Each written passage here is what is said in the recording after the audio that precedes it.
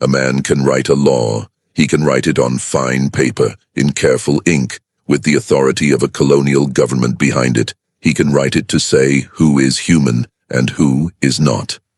In early America, they did exactly that. They wrote codes, slave codes, laws so precise, so detailed, so deliberately constructed, that every possible path to freedom for an enslaved person was mapped out in advance, and then sealed shut.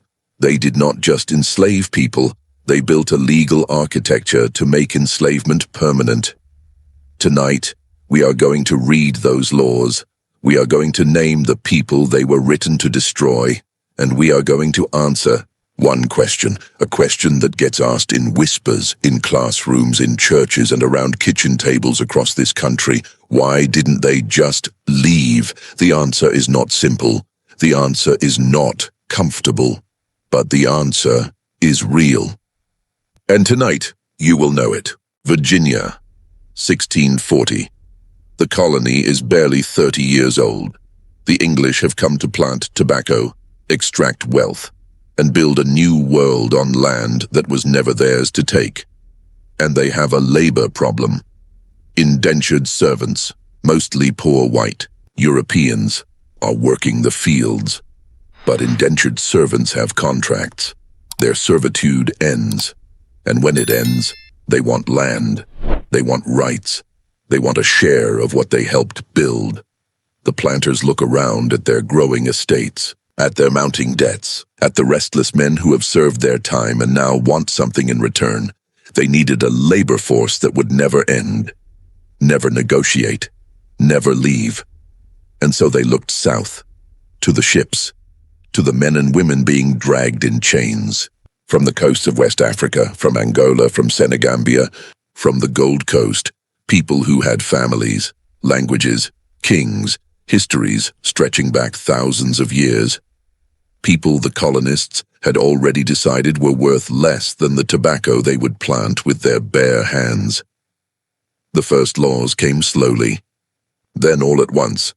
By 1662, Virginia had passed a law tying the legal status of a child, free or enslaved, to the status of the mother, not the father, the mother. It was called partus sequitur ventrum. What is born follows the womb. With 4 Latin words, they had found their solution. Every child born of an enslaved woman was enslaved from the moment of birth, for life, regardless of who the father was. This is where the system begins. This is the root, and from this root a tree would grow, dark, wide, and deeply poisoned, that would shadow the lives of millions of human beings for the next 230 years. The slave codes were not one law. They were a system, built colony by colony, decade by decade, sealed and reinforced with each passing year. By the mid-1700s, every southern colony had its own version, but the bones were the same. Let us walk through what they actually said, what they actually did. First, they defined race as a legal category. Before the slave codes, the word slave in English law referred to a condition, a status that could theoretically change. The codes changed this. They attached enslavement permanently to African ancestry, to blackness, to blood. A person could be 1/4 African or 1/8, and still, by law, be enslaved. Virginia's 1705 slave code made it explicit. Anyone with one African grandparent was considered black under the law, and therefore, property. Second, they made it illegal to teach an enslaved person to read or write. Knowledge was power. They knew it. South Carolina's 1740 Negro Act made it a criminal offense to teach a slave to read. Georgia followed. North Carolina followed. Fine and imprisonment for the teacher. Punishment, often brutal, for the student. Why? Because a man who cannot read a map cannot plan an escape. A woman who cannot write cannot send a letter. A child who cannot read the law cannot understand that the law is what cages her. Illiteracy was not an accident of slavery. It was a weapon of it. Third, they stripped enslaved people of the right to testify in court. The slave codes were not one law. They were a system, built colony by colony, decade by decade, sealed and reinforced with each passing year. By the mid-1700s, every southern colony had its own version. But the bones were the same. Let us walk through what they actually said, what they actually did. First, they defined race as a legal category. Before the slave codes, the word slave in English law referred to a condition, a status that could theoretically change. The codes changed this. They attached enslavement permanently to African ancestry, to blackness, to blood. A person could be 1/4 African or 1/8, and still, by law, be enslaved. Virginia's 1705 slave code made it explicit. Anyone with one African grandparent was considered black under the law, and therefore property. Second, they made it illegal to teach an enslaved person to read or write. Knowledge was power. They knew it. South Carolina's 1740 Negro Act made it a criminal offense to teach a slave to read. Georgia followed. North Carolina followed. Fine and imprisonment for the teacher. Punishment, often brutal, for the student. Why? Because a man who cannot read a map cannot plan an escape. A woman who cannot write cannot send a letter. A child who cannot read the law cannot understand that the law is what cages her. Illiteracy was not an accident of slavery. It was a weapon of it. Third, they stripped enslaved people of the right to testify in court. Sixth, they made resistance a capital offense, striking a white person, attempting to escape repeatedly, hiding in the woods, what they called outlying, for more than 20 days. All of these could carry the death penalty, and the economic logic was this: enslavers were compensated by the colonial government for enslaved people who were executed by the state. The system protected itself financially. Kill the body, get paid, buy another. This was not a system that happened by chance. Every crack was sealed, every exit was locked. It was designed to be inescapable. We have spent time with the laws. Now we must spend time with the people. Her name was Lucy. We know this because her name appears in a plantation inventory from 1743 in Prince George County, Virginia, listed between a plow and 2 barrels of salt pork. Her age is recorded as 26, her occupation, field hand, her value, 40 pounds sterling. She is listed directly below her mother, Bet, aged 44, described as past prime work, and directly above her daughter, unnamed in the record, referred to only as suckling infant female, 3 generations. 1 column of a ledger, less space than a farm tool. We do not know Lucy's African name. We do not know what language she dreamed in. We do not know who her father was or if she ever knew him. We do not know if the child she was nursing would survive her first winter. What we know is what the law allowed us to know. Her age, her labor capacity, her monetary value. Everything else, the woman, was erased by design, but there were others, and some of their stories survived. Venture Smith was born in Guinea around 1729. He was the son of a prince. His father's name was Sangam Furrow. He was 6 years old when he was captured, 11 when he arrived in Rhode Island. Venture Smith wrote his own autobiography, published in 1798. One of the earliest slave narratives in American history. In it, he describes a particular detail that pierces the soul. The day his enslaver beat his wife, Meg, for a minor infraction, and Venture Smith, a large and powerful man, had to stand and watch, because to intervene was to risk his life, because the law said his wife's body was not his to defend. This is what the slave codes produced in the intimacy of daily life, the systematic dismantling of the masculine and feminine roles that human beings have always used to build family. Dignity and identity. A father who could not protect his child. A mother who could not keep her children. A husband who could not shield his wife. A wife whose body did not legally belong to herself. Consider Solomon Northup, born free in New York in 1807, a skilled carpenter, a violinist, a father of three. In 1841, he was invited to Washington, D.C. by two men who said they needed a musician for a circus. They drugged him, chained him, sold him into Louisiana. And the law said he was property now, because he was black, because he had no papers in his possession, because no court in Louisiana would hear a black man's testimony against white men. Solomon Northup spent 12 years in slavery before a white man believed him enough to write a letter on his behalf. He did not escape the slave codes. A white man's letter did. These stories are not exceptions. They are the rule, repeated in plantation after plantation, county after county, generation after generation. Families separated at auction, children sold away at 4 years old, husbands and wives assigned to different plantations and permitted to see each other only on Sunday evenings, if the weather was good, and if the enslaver allowed it, and always, the specter of the law watching, ensuring the system held. 1739, Stono, South Carolina. A rice plantation colony.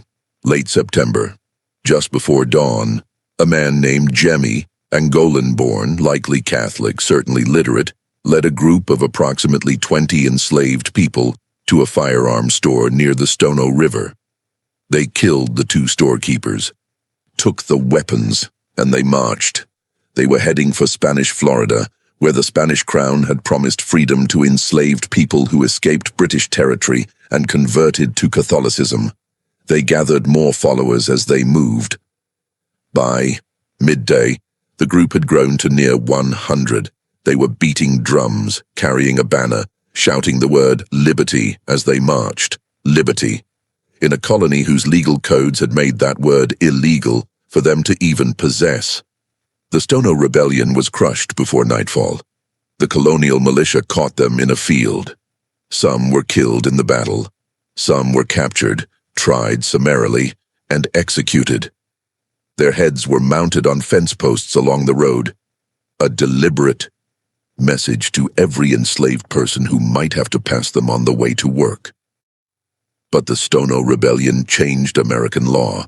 Within a year, South Carolina had passed the Negro Act of 1740, one of the most comprehensive and brutal slave codes in colonial American history. It limited the number of enslaved people a single person could hire out. It imposed a 10-year moratorium on importing new enslaved Africans, not for humanitarian reasons, but because the planters feared that newly arrived Africans were harder to control.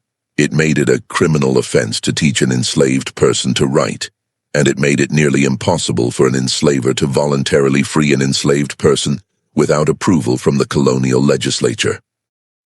Jemmy led 100 people toward liberty, and in response, the colony built higher walls around everyone who remained. This pattern repeated throughout the history of slavery. Every act of resistance was met not merely with punishment of the participants, but with new legislation designed to close whatever gap had allowed the resistance to happen in the first place. Gabriel's Rebellion, 1800, Virginia. Gabriel Prosser, a skilled blacksmith, organized what historians estimate was one of the largest slave rebellions ever planned on American soil. Hundreds of men. The plan: march on Richmond, take the governor hostage, negotiate for freedom. It was betrayed before it began. Two men, fearful of the consequences, told the governor. Gabriel was caught, tried, and hanged, as were 26 others. Virginia's response: they tightened the pass system. They restricted the movement of free black people. They limited which trades enslaved people could legally learn. Denmark Vesey, 1822, Charleston, South Carolina. A free black man who had purchased his own freedom. He organized a rebellion, one that, by some accounts, involved thousands of co-conspirators across the city and surrounding plantations betrayed again, Vasey and 35 others hanged. South Carolina's response? They passed the Negro Seaman Act, requiring free black sailors to be imprisoned in Charleston whenever their ships docked in port, so they could not contaminate the local enslaved population with stories of freedom. Nat Turner, 1831, Southampton County, Virginia, a preacher, a man who believed he had received divine instruction. His rebellion lasted 48 hours and resulted in the deaths of 55 white Virginians. The retaliation was savage. More than 200 black people were killed by white mobs in the aftermath, most of whom had nothing to do with the rebellion. Virginia's response, and the South's? A wave of new legislation restricting black religious gatherings, outlawing black preachers, further restricting education, and a continent-wide hardening of pro-slavery ideology from a necessary evil to a positive good. Every rebellion they crushed, they built a better cage with the wreckage. Let us read the record. Let us look at what they actually wrote. Virginia, 1705, an act concerning servants and slaves. Section 1 of this act states, in substance, all servants imported and brought into this country by sea or land, who were not Christians in their native country, shall be accounted and be slaves. Read that carefully. Not all Africans, all non-Christians. It was written broadly enough to enslave Muslim and traditional religionists, but narrow enough to spare the growing number of enslaved people who had converted to Christianity. Except it wasn't, because later in the same act, they closed that door too. Conversion to Christianity after arrival would not, under any circumstances, confer freedom. The law anticipated the escape route and sealed it in the same breath it opened. South Carolina, 1740, the Negro Act, Section 45 reads, in substance, any person who shall teach or cause any slave to write, or shall use or employ any slave as a scribe, in any manner of writing whatsoever, such person shall forfeit 100 pounds current money. 100 pounds. That is roughly the value of a mid-range enslaved adult at the time. The price of knowledge was the price of a person. Georgia, 1755. Slave Code. Section 7.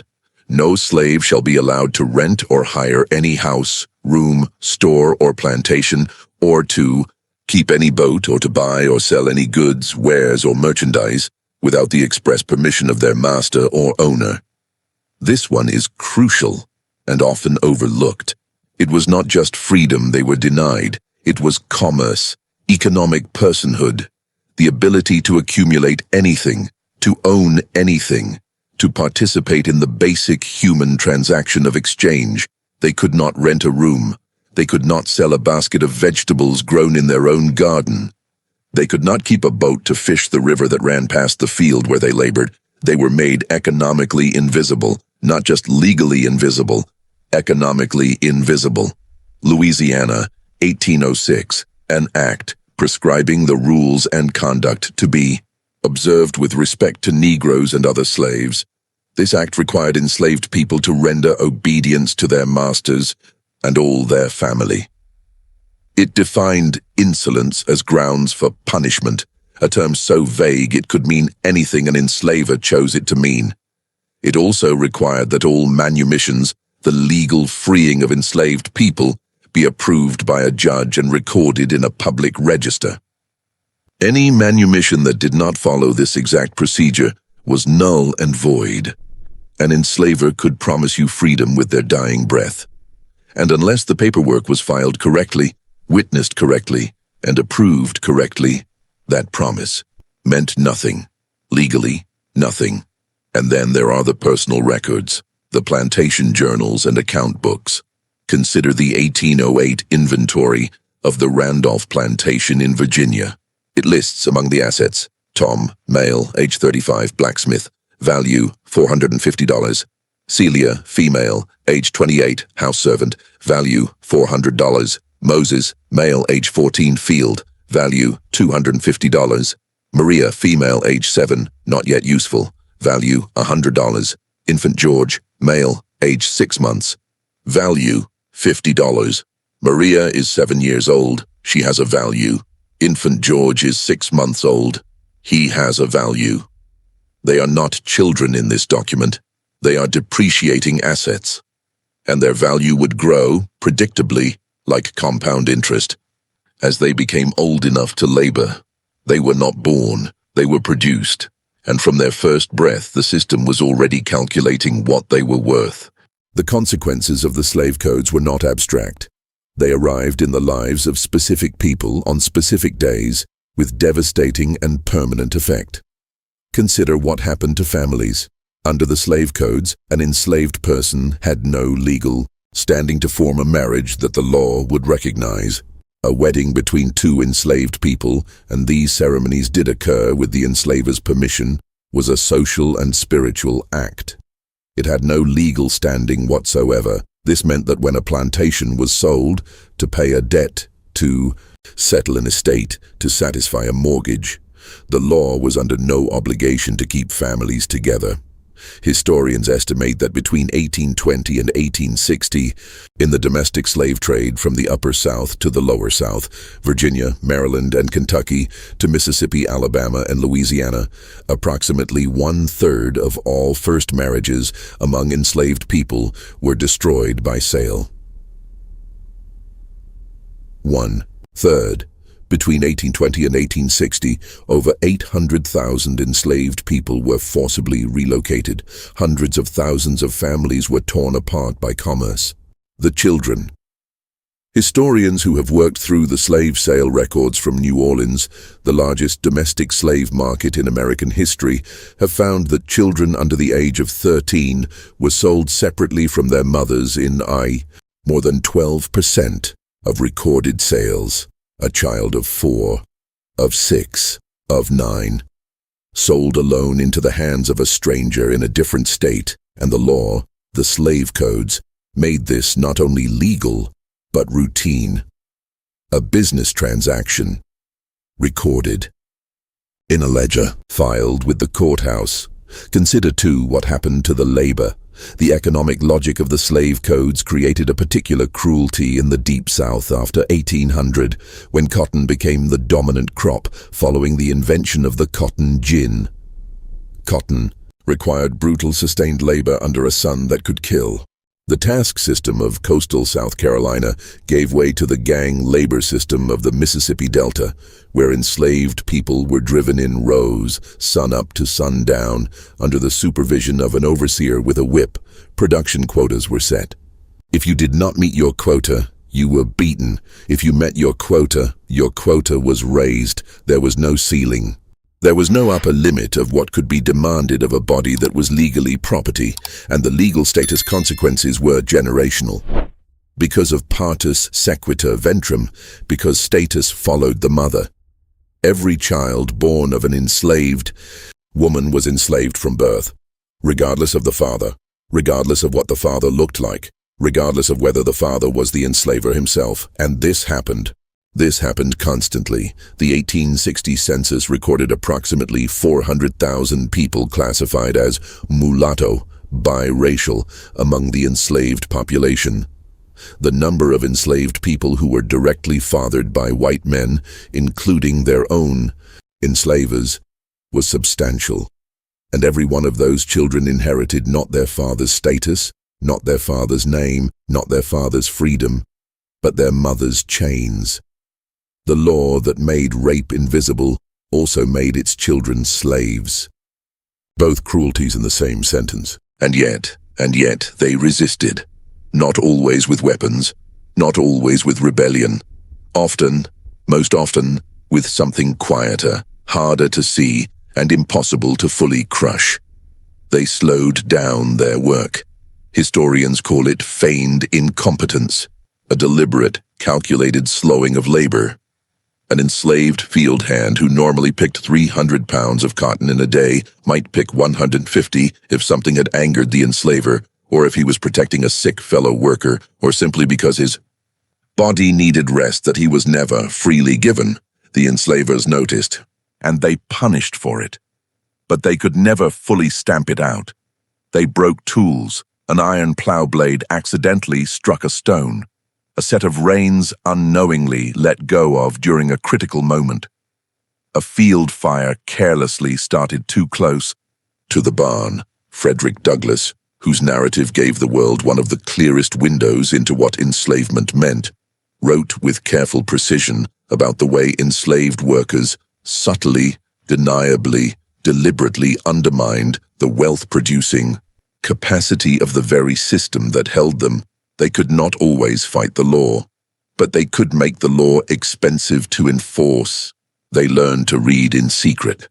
Despite the criminal penalties, despite the risk, enslaved people in both the Upper and Lower South learned to read in cellars, in church closets, in corn cribs at night. They taught each other. Nat Turner was literate, almost certainly self-taught. Frederick Douglass learned the letters of the alphabet by trading bread to white boys in Baltimore. Harriet Jacobs, who wrote her autobiography Incidents in the Life of a Slave Girl, described how literacy gave enslaved people the ability to read their own contracts, to forge passes, and to understand the legal machinery that held them. Knowledge was resistance. Every letter learned was an act of defiance against the code that made learning a crime. They prayed in secret. After Nat Turner's rebellion, many southern states made it illegal for enslaved people to hold religious gatherings without a white person present. They held them anyway.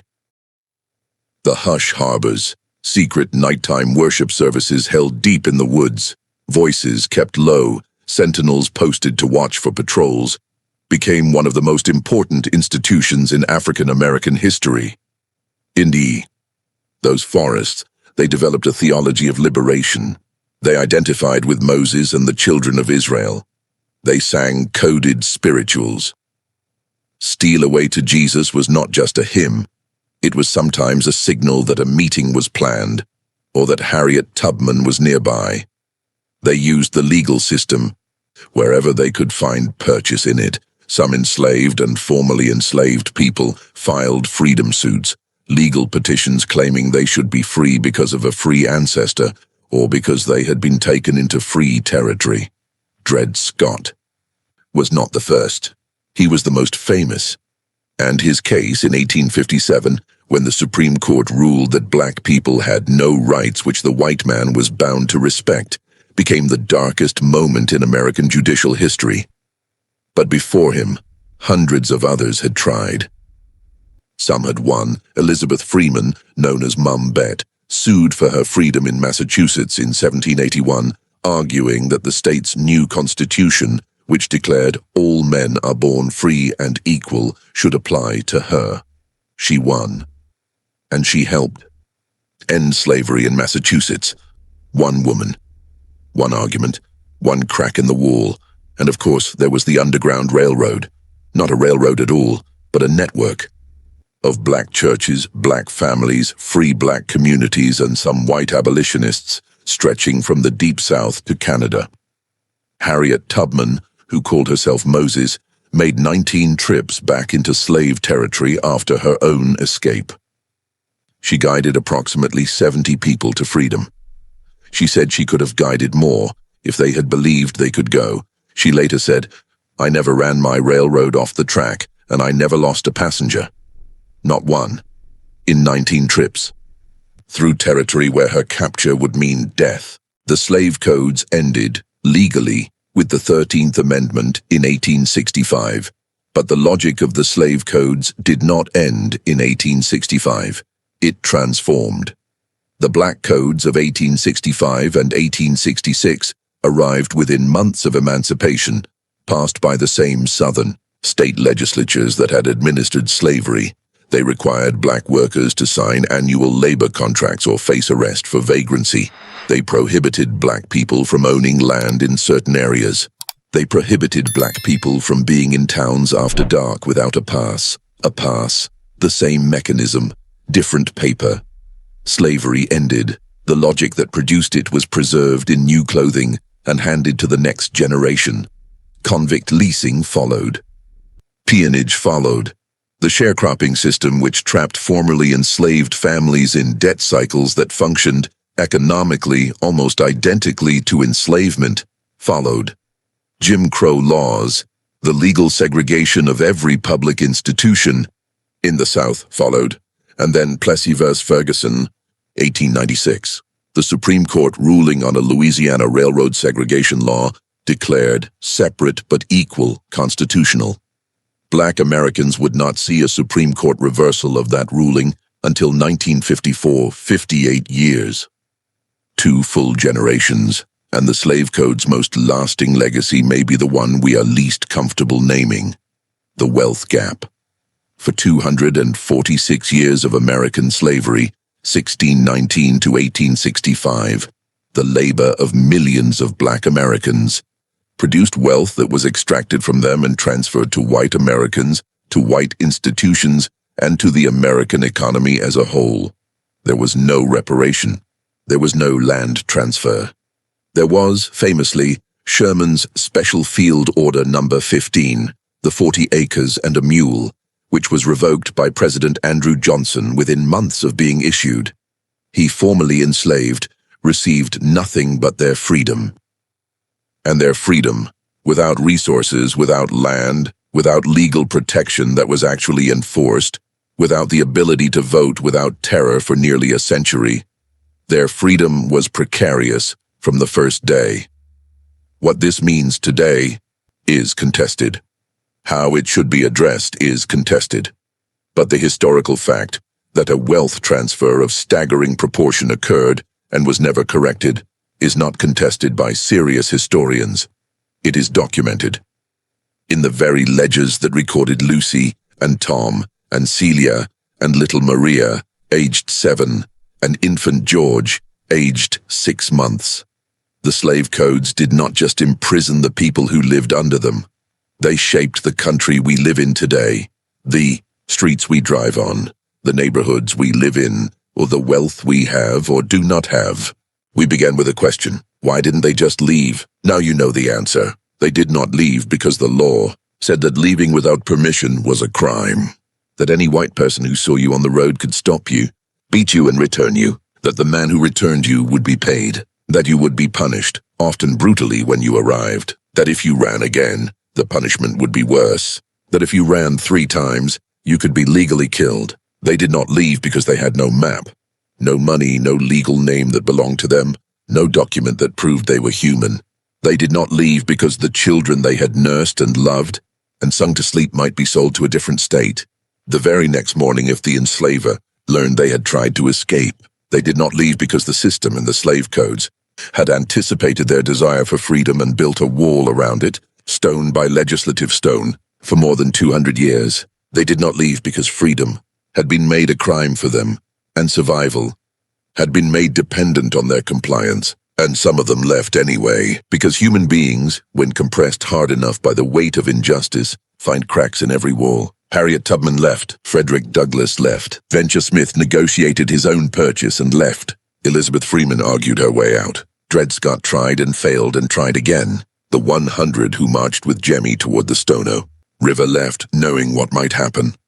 Because liberty, even dangerous liberty, was worth more than comfortable captivity. The slave codes were the most powerful legal architecture of oppression in American history, and they were not enough. They were not enough, because the people they were designed to destroy were not destroyable. The slave codes were laws, but behind every law there was a human being whose life that law was trying to control, diminish, or erase. Tonight we looked at the law, and we looked through it, at the people, at Lucy and Venture Smith and Solomon, Northup and Nat Turner, and Harriet Tubman, at infant George, valued at $50. We looked at the system they lived inside, and at the cracks they found in it. This history is not comfortable, but it is yours. It belongs to every American, to understand how this country was built and on whose labor and at whose cost. In the next episode of Dark Truth, we go deeper into the specific legal mechanisms used to separate families at auction. The domestic slave trade that moved hundreds of thousands of people from the Upper South to the Lower South, and the records that survivors left behind. It is called the auction block, how they sold families and called it commerce. Subscribe now, so you don't miss it, and leave a comment below with one thing from tonight's episode that you had never heard before. Your voice matters in this conversation. Share this video with someone who needs to see it. I'm Dark Truth, and this was the truth.